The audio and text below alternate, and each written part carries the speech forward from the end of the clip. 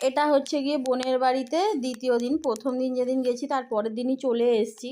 আর সকালবেলা সকালও ঠিক না, মানে ১২টা-১টা বেজে গেছিলো ঘুম দিয়ে উঠতে উঠতে। আর হচ্ছে কি এগুলো সব বোনের গাছের ফুল, পুজো দিয়ে নিয়েছি স্নান করে উঠে। আর পুজো দেওয়ার পরেই আমার ২ মেয়ের অবস্থা দেখো কি করছে। আর এখানে রেডি নিরামিষ পটল আলুর তরকারি সয়াবিন দিয়ে আর বেগুন ভাজা। প্রচণ্ড জোর করেছিল পরের দিন থাকার জন্য, সেদিনকে মাংস ঠাংস এনে খাওয়া হবে, তো আর হয়নি। আমরা থাকতে পারিনি কারণ বরের কাজ ছিল, কাজ ছুটি করা যেত না যার জন্য।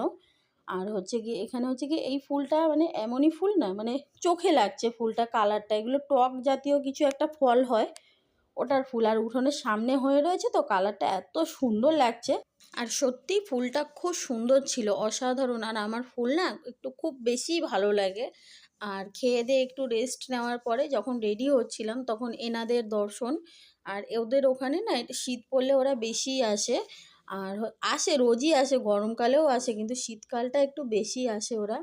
গাছ, ফুল, কড়ি আর গাছের পাতা পর্যন্ত খাচ্ছে, এরা কিছু রাখে না। আমি তাড়াতে গেছি না, আমার দিকে তাকিয়ে আছে, বসে আছে। আর বোন যখন তাড়াতে যাচ্ছে তখন চলে যাচ্ছে। তা বোন বলছে তোদেরকে দেখে না, না তোরা নতুন মানুষ, ওই জন্য তোদেরকে দেখে ভয় পাচ্ছে না।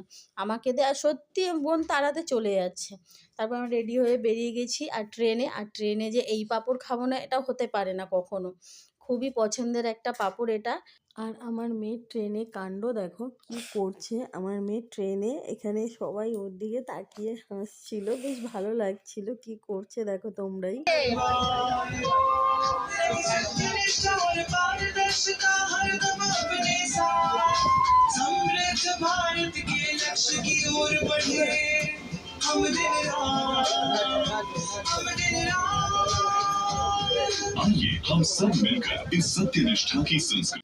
আর তোমরা দেখতেই পারলে এখানে মেয়ে কি করছিল। তারপরে বাড়ি চলে এসেছি।